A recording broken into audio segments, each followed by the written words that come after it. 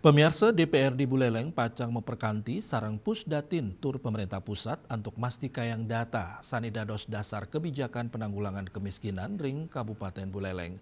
Untuk punike indik akurasi tur sinkronisasi data kemiskinan patut kauratiang pini becik.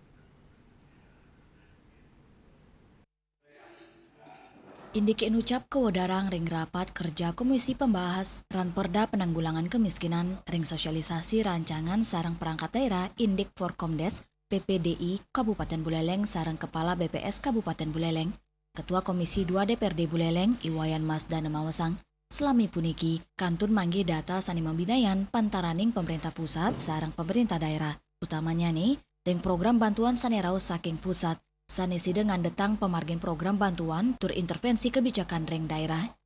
Jadi keresahan mereka, ketakutan mereka, bukan ketakutan seperti mereka, jadi keberatan mereka bahwa ada data yang semulanya ditarik dari BPS, DTKS menjadi DTSN itu memang kan variabelnya lain. Jadi dulu memakai 9 variabel, sekarang jadi 39. Jadi kita sudah jelaskan bagaimana sama-sama untuk bisa pemutakhiran data itu dilakukan dari tingkat desa. Sehingga apa yang menjadi strategi dan program yang diberikan kepada pemerintah daerah dan pemerintah pusat bisa tepat sasaran.